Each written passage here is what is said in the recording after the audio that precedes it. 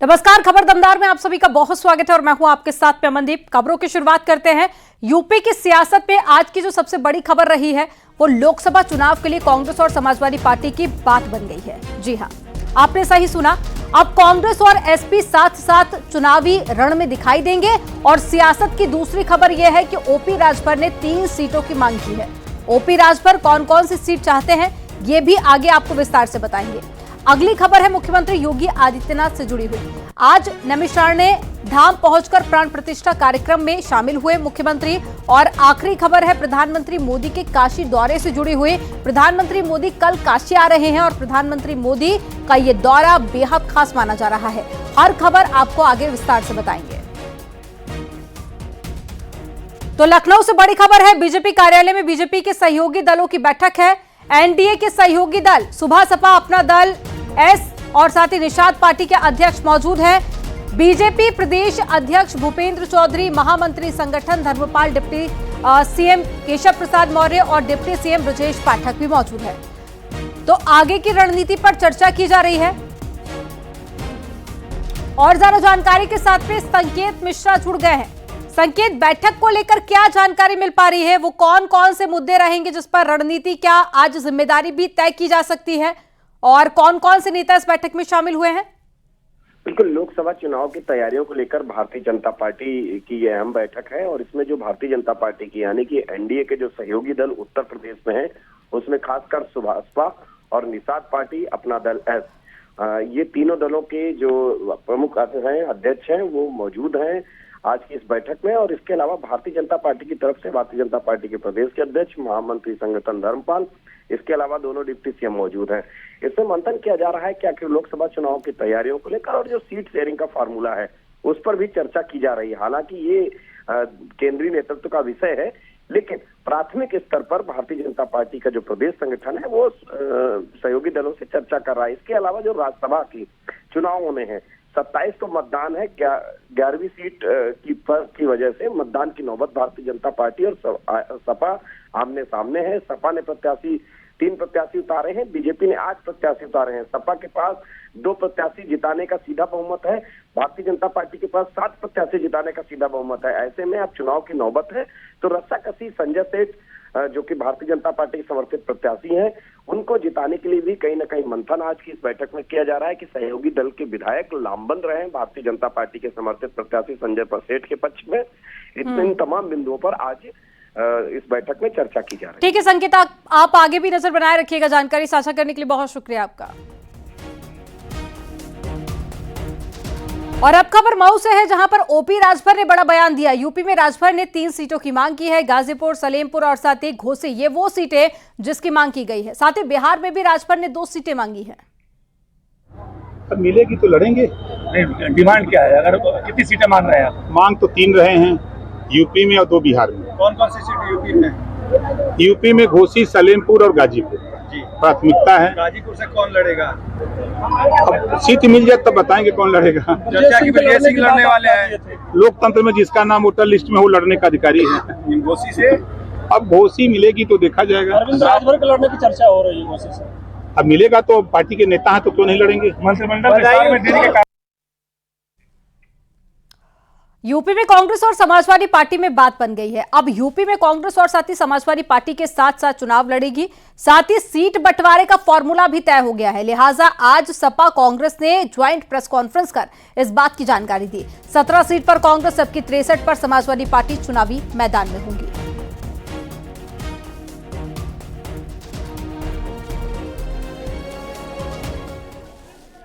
तो थोड़ी देर पहले की ये तस्वीरें आप देख रहे हैं जब प्रेस कॉन्फ्रेंस की गई थी और ये जानकारी दी थी कि 63 सीटों पर समाजवादी पार्टी चुनाव लड़ने जा रही है और साथ ही 17 सीटें जिस पर कांग्रेस पार्टी चुनाव लड़ेगी।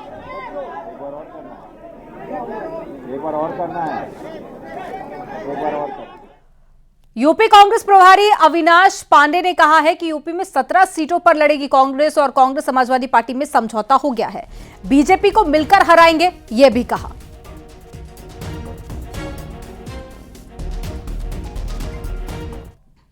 उत्तर प्रदेश में आपसी समन्वय से, चर्चा से यह निर्णय लिया गया कि भारतीय राष्ट्रीय कांग्रेस यहां पर उत्तर प्रदेश में 17 सीटों पर चुनाव लड़ेगी और इस गठबंधन के तहत अन्य जो बची हुई 63 सीटें इन पर इंडिया गठबंधन के जो भी उम्मीदवार समाजवादी पार्टी के अन्य दलों के भी जो कि इसमें समावित होकर इस गठबंधन में शामिल होंगे। उत्तर प्रदेश में समाजवादी पार्टी 63 सीटों पर और कांग्रेस पार्टी 17 सीटों पर उत्तर प्रदेश में लड़ेगी। मध्य प्रदेश में समाजवादी पार्टी 1 सीट पर लड़ेगी, बाकी पर भारतीय राष्ट्रीय कांग्रेस लड़ेगी। ये इंडिया गठबंधन में हमारे नेता श्री अखिलेश यादव जी और भारतीय राष्ट्रीय कांग्रेस के अध्यक्ष जी ने तय किया है। केंद्रीय मंत्री स्मृति ईरानी ने रायबरेली में अमेठी के लोगों को अयोध्या दर्शन कराने का वादा किया। इतना ही नहीं, स्मृति ईरानी ने ग्रामीणों को रोजी रोटी से जोड़ने के लिए 100 करोड़ की लागत से सहकारी डेयरी खुलवाने का भी वादा किया।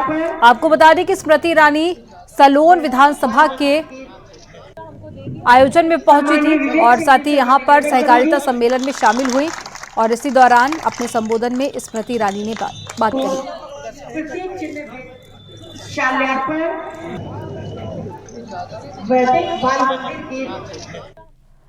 खबर प्रतापगढ़ से है, जहां पर साइकिल से जा रही छात्रा अचानक से सड़क किनारे जा गिरी, जिसके बाद में वहां से गुजर रही केंद्रीय मंत्री स्मृति ईरानी ने गाड़ी रुकवाकर छात्रा का हालचाल जाना और अपनी गाड़ी से छात्रा को कॉलेज भी छोड़ा।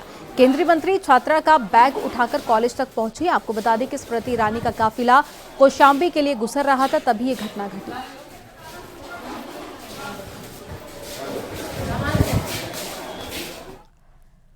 राहुल गांधी की भारत जोड़ो यात्रा आज उन्नाव पहुंची। उन्नाव लखनऊ बाईपास से यात्रा शहर के अंदर होते हुए कानपुर रोड से होकर गंगा घाट की तरफ आगे बढ़ गई। राहुल गांधी का काफिला जैसे ही उन्नाव शहर से मरहला चौराहा पहुंचा, तभी ड्रोन कैमरे पर राहुल की सुरक्षा दस्ते की निगाह पड़ी। इसकी जानकारी पुलिस को दी गई थी और युवक को ड्रोन कैमरे समेत पुलिस ने पकड़ लिया।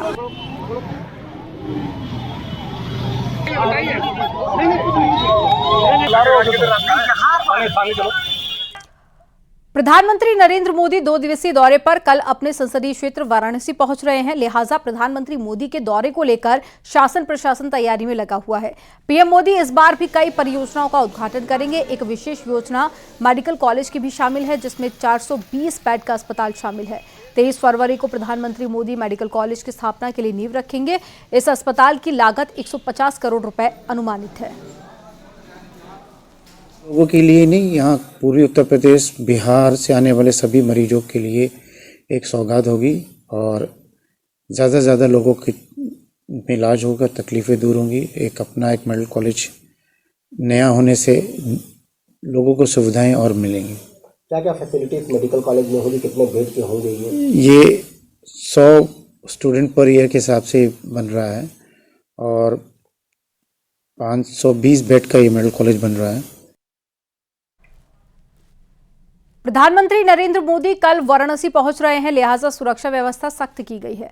23 जनवरी को पीएम मोदी अलग अलग कार्यक्रमों में हिस्सा लेंगे और 23 तारीख को प्रधानमंत्री मोदी सीर गोवर्धनपुर पहुंचेंगे, जहां से सत्संग में शामिल होंगे। इसके साथ ही बरेका से लेकर सीर गोवर्धनपुर तक पुलिस फोर्स लगाई गई है। सुरक्षा व्यवस्था सख्त की गई है, वहीं लिफ्ट रिहर्सल भी की गई।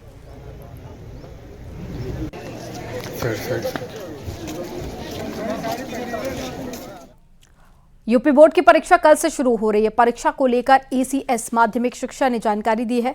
बोर्ड एग्जाम के लिए 8,265 परीक्षा केंद्र बनाए गए हैं। 9 मार्च तक बोर्ड के एग्जाम चलेंगे। यूपी बोर्ड की हाई स्कूल परीक्षा में 29,47,311 छात्र शामिल होंगे, जबकि इंटरमीडिएट परीक्षा में 25,77,997 छात्र शामिल होंगे।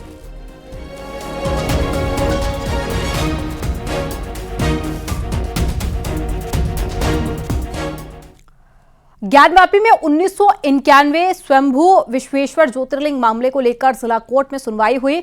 1.5 घंटे की बहस के बाद में कोर्ट ने अपना फैसला सुरक्षित रख लिया, लेकिन अभी नई तारीख दी गई है। आपको बता दें कि 1991 स्वयंभू विश्वेश्वर ज्योतिर्लिंग केस में पक्षकार को लेकर मंदिर पक्ष में ही विवाद चल रहा है।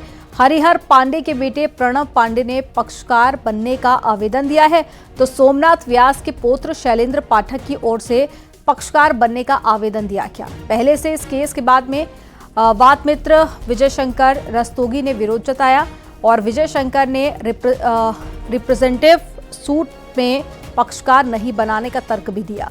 दरअसल हाईकोर्ट के आदेश पर स्टे खत्म होकर फास्ट ट्रैक कोर्ट में सुनवाई चल रही है और 6 महीने में सुनवाई पूरी करने का आदेश है।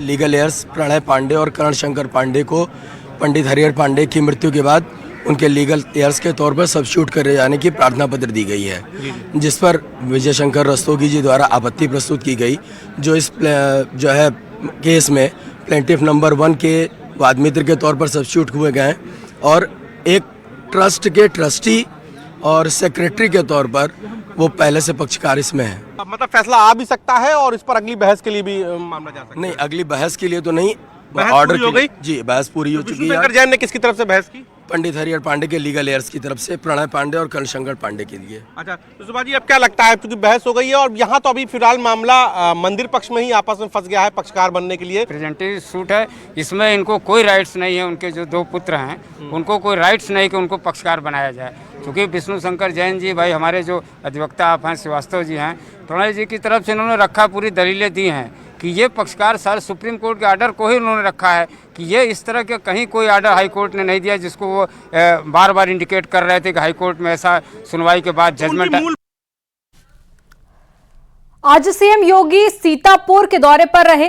नैमिषारण्य धाम में पहुंचकर सीएम योगी प्राण प्रतिष्ठा कार्यक्रम में शामिल हुए। मुख्यमंत्री के मंच पर पहुंचते ही पंडाल में मौजूद श्रद्धालुओं ने जयकारा लगाकर स्वागत किया, तो मध्य प्रदेश के विधानसभा अध्यक्ष नरेंद्र सिंह भी मौजूद रहे थे और सीएम ने कहा कि नैमिष तीर्थ के महत्व को ध्यान में रखते हुए सरकार ने अनेक कदम उठाए हैं। भगवान वेद व्यास के सानिध्य में हजारों ऋषियों ने नैमिषारण्य में साधना की थी और सनातन धर्म इस सृष्टि का धर्म है, मानवता का धर्म है।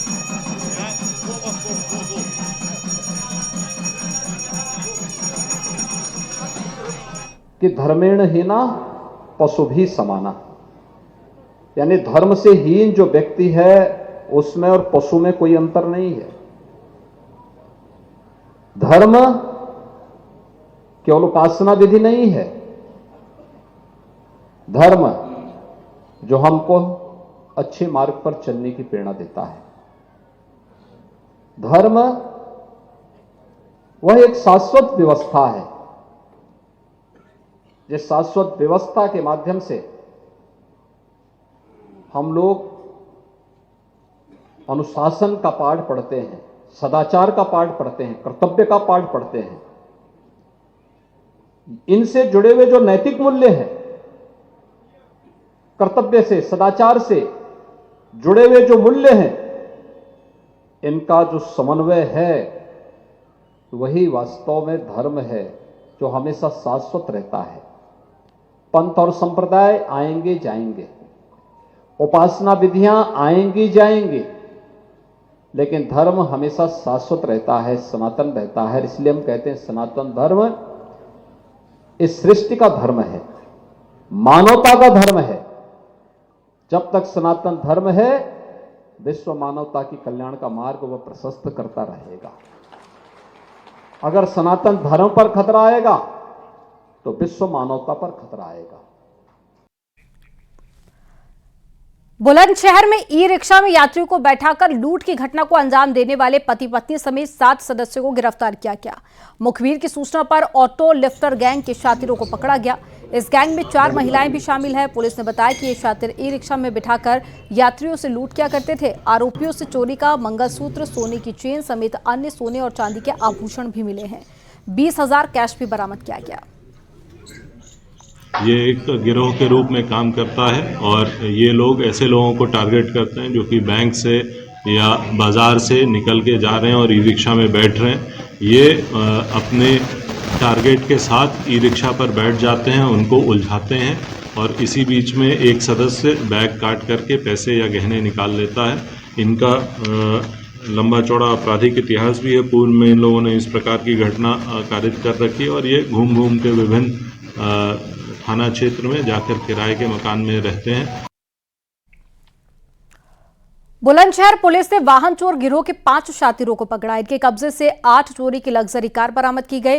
ये शातिर लग्जरी कार को अपना निशाना बनाते थे और पुलिस ने बताया कि ये बदमाश दिल्ली, हरियाणा, राजस्थान समेत अन्य राज्यों में लग्जरी कार को चोरी कर उत्तर प्रदेश के अलग अलग क्षेत्रों में बेचा करते थे। एक अपने यहाँ का गिरफ्तारी के दौरान इनके 5 से 8 चारपहिया वाहन बरामद हुए। इसमें विभिन्न तरीके के व्हीकल्स जैसे कि ऑल्टो, अर्टिगा, इको, ब्रेजा इत्यादि गाड़ियां इनके पास से बरामद हुई हैं। इनकी मॉडस ऑपरेंडी ये है कि ये विभिन्न स्थानों पर जाकर रेकी कर वहाँ के वाहन चोरी करते हैं और वाहन चोरी करने के बाद एक सिमिलर नंबर प्लेट जो कि उस गाड़ी की के ही मेक और मॉडल की नंबर प्लेट हो वो लगा करके चलाते हैं ताकि किसी को कोई संदेह ना हो।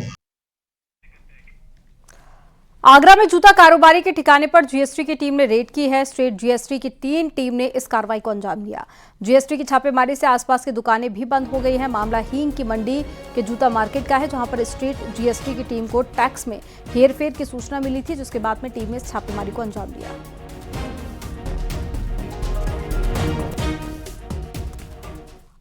बनारस के लखनऊ जाने वाली इंटरसिटी ट्रेन में उस वक्त हड़कंप मच गया जब एक बोरी से युवती की लाश मिली। बोरी ट्रेन की जनरल बोगी के टॉयलेट के पास में रखी हुई मिली है। पहले तो जीआरपी पुलिस को सूचना दी गई। मौके पर जब पुलिस पहुंची और बंद बोरी को खोला गया तो उसमें युवती की लाश मिली थी। मृतका की जो उम्र है वो 30 साल के आसपास बताई जा रही है।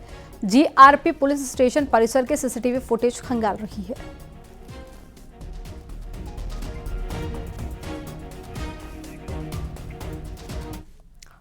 मुजफ्फरनगर पुलिस ने मंगलवार को हुई जितेंद्र नाम के युवक की हत्या का खुलासा कर दिया है। पुलिस ने 2 आरोपियों को रेलवे स्टेशन से गिरफ्तार किया। पुलिस ने बताया कि मंगलवार को तीनों घर की छत पर शराब पार्टी कर रहे थे। किसी बात पर शुरू हुई बहस के दौरान आरोपियों ने युवक को मौत के घाट उतार दिया।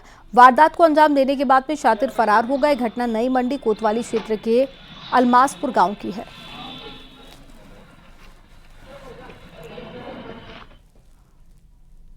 अधिकारियों द्वारा मौके का निरीक्षण किया गया और इसमें मौके पर जो भी एविडेंस पाए गए उनको कब्जे में लिया गया। क्षेत्र में आसपास में लगे सीसीटीवी फुटेज कैमरों को चेक किया गया तो इस बात की पुष्टि हुई कि 2 व्यक्ति वहां से भागते हुए जा रहे हैं। पुलिस ने इस घटना के खुलासे के लिए टीमों का गठन कर दिया गया है और इसमें अभी पंचायतनामा और पोस्टमार्टम की कार्रवाई करवाई जा रही है। घर वालों से तहरीर प्राप्त करके सुसंगत धाराओं में मुकदमा पंजीकृत किया जाएगा और शीघ्र अभियुक्तों की गिरफ्तारी कर इसमें अग्रिम विधिक कार्यवाही अमल में लाई जाएगी। मुजफ्फरनगर में कलेक्ट्रेट पर बीकेयू ने प्रदर्शन किया। किसानों की कई मांगों को लेकर प्रदर्शन चल रहा है। कार्यकर्ताओं ने एसपी ऑफिस के गेट में जबरन ट्रैक्टर घुसाए और बवाल भी किया।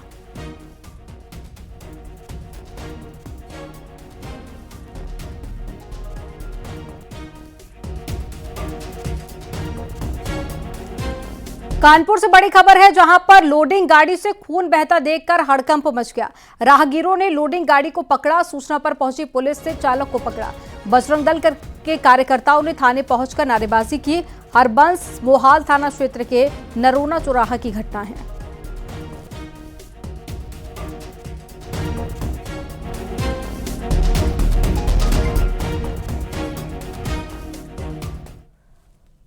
झांसी पुलिस ने 27 ऊंटों को अपने कब्जे में ले लिया है। साथ ही पुलिस ने 5 लोगों को गिरफ्तार किया।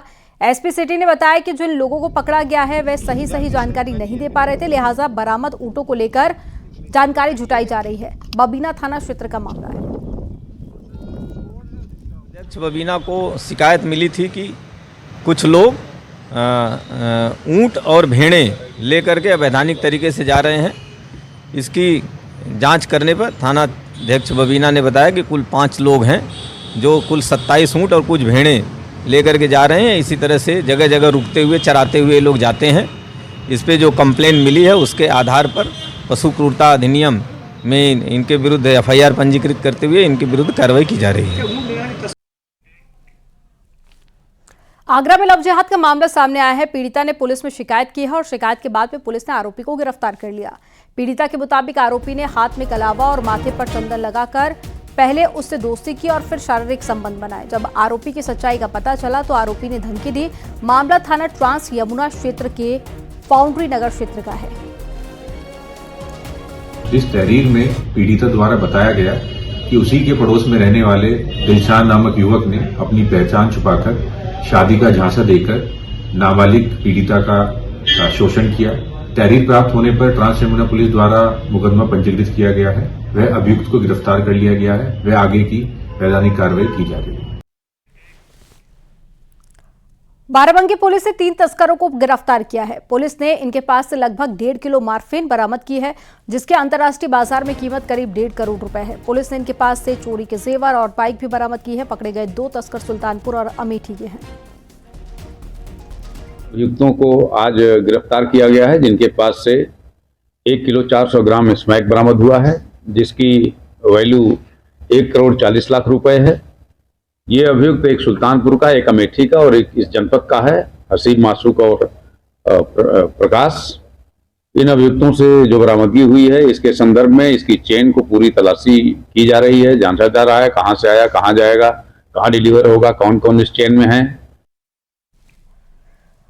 हाथरस में महिला की संदिग्ध परिस्थितियों में मौत से परिवार और आसपास हड़कंप मच गया। मृतक के परिवार वालों ने पति और जेठ पर दहेज मांगने का आरोप लगाया। सूचना पर पहुंची पुलिस ने शव को कब्जे में लेकर पोस्टमार्टम के लिए भेज दिया। मामला सिकंदरा राव कोतवाली क्षेत्र का है, जहां पर एक महिला की संदिग्ध परिस्थितियों में मौत हो गई।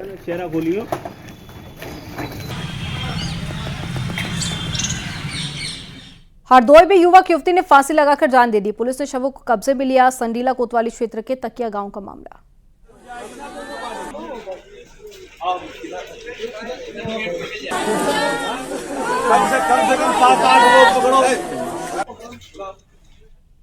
खबर बागपत से है, जहां पर पुलिस ने सिपाही भर्ती परीक्षा के दौरान अभ्यर्थियों से ठगी करने वाले गैंग पर कार्रवाई की है। पुलिस ने अभ्यर्थियों से ठगी करने वाले 4 ठगों को गिरफ्तार किया। आरोपियों ने अभ्यर्थियों से परीक्षा में मदद के नाम पर 10 से 15 हजार रुपए ऐंठे हैं। साथ ही अन्य ठगों की गिरफ्तारी के लिए पुलिस जगह जगह पर दबिश दे रही है। सेंटरों पे कोई समस्या मेरे यहाँ नहीं हुई है, बल्कि बाहर से कुछ ठग लड़के जो थे वो पुराने पेपर्स को लेके वो ठगी लोग कर रहे थे कि मैं पेपर आपको दे दूंगा, पास करवा दूंगा, मुझे कुछ पैसे एडवांस कर दो। उसी आरोप में लड़के गिरफ्तार 4-5 किए गए हैं और इन लोगों ने 10,000-15,000 रुपये उस लोगों से ठगी किए थे और एडवांस में कुछ चेक लिए थे। उन पे हम लोग आवश्यक विधि करके जेल भिजवाए हैं। यहाँ से गाजीपुर में बच्चे की हत्या कर शव बक्से में छिपाने का मामला सामने आया। 9 साल का बच्चा 19 फरवरी से लापता था, जिसको लेकर पुलिस में शिकायत की गई। मामले में पड़ोसी पर संदेह था, जिसके घर की तलाशी के दौरान बच्चे का शव बक्से से बरामद हुआ। वहीं आरोपी फरार है। पुलिस ने आरोपी की जल्द गिरफ्तारी का दावा किया। यहां वक्त हो गया एक छोटे से ब्रेक का। आप देखते रहिए न्यूज़ 18।